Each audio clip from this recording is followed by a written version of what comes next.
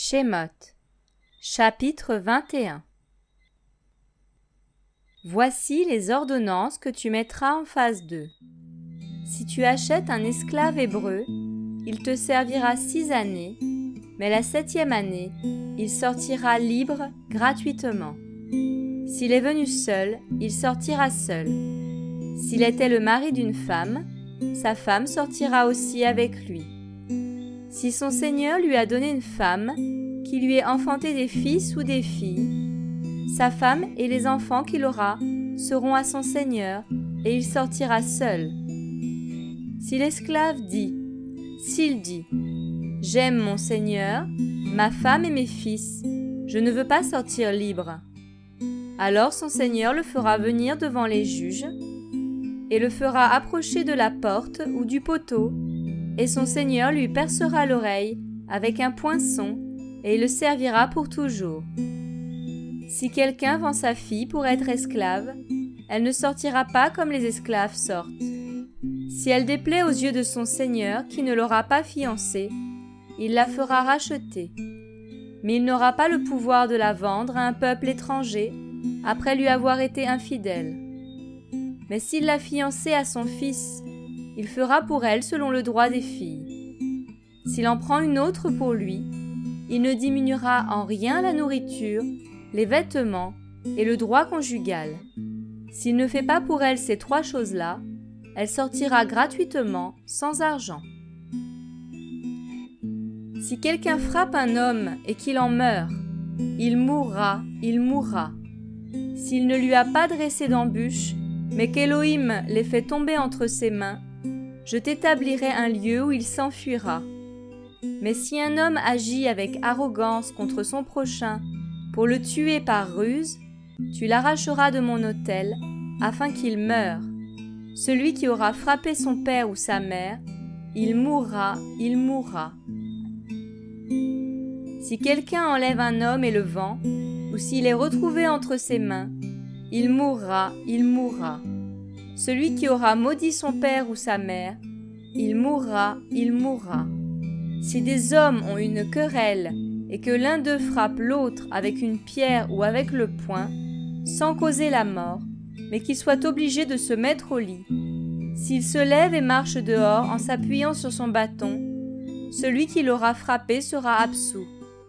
Toutefois, il le dédommagera de ce qu'il a chômé et il le guérira.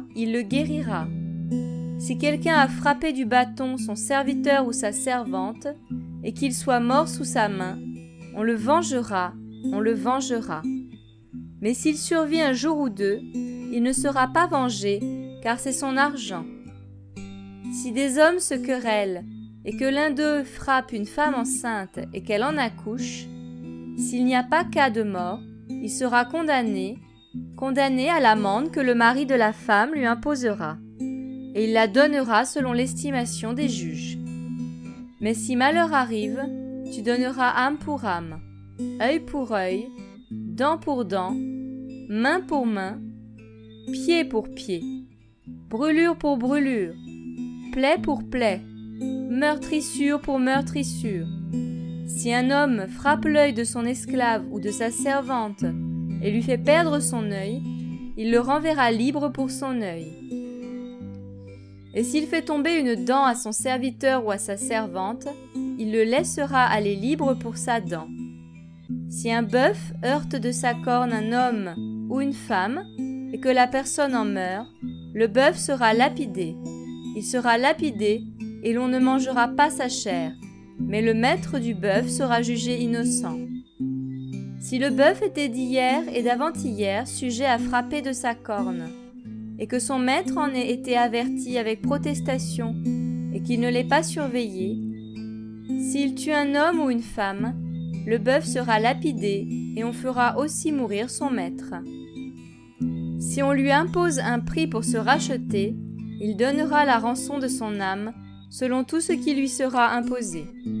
Si le bœuf heurte de sa corne un fils ou une fille, on le traitera selon cette ordonnance. Si le bœuf heurte de sa corne un esclave, soit homme, soit femme, on donnera 30 cycles d'argent au maître de l'esclave, et le bœuf sera lapidé. si quelqu'un découvre une fosse, ou si quelqu'un creuse une fosse et ne la couvre pas, et qu'il y tombe un bœuf ou un âne, le maître de la fosse donnera satisfaction et rendra l'argent au maître du bœuf, mais la bête morte lui appartiendra. Et si le bœuf d'un homme blesse le bœuf d'une autre personne, et qu'il en meurt, ils vendront le bœuf vivant et en partageront l'argent par moitié. Ils partageront aussi par moitié le bœuf mort. Mais s'il est connu que le bœuf avait d'hier et d'avant-hier l'habitude de heurter avec sa corne, et que le maître ne l'ait pas gardé, il rendra bœuf pour bœuf, et le bœuf mort sera pour lui. Lorsqu'un homme vole un bœuf ou un agneau, s'il le tue ou le vend, il restituera 5 bœufs pour le bœuf et 4 brebis pour l'agneau.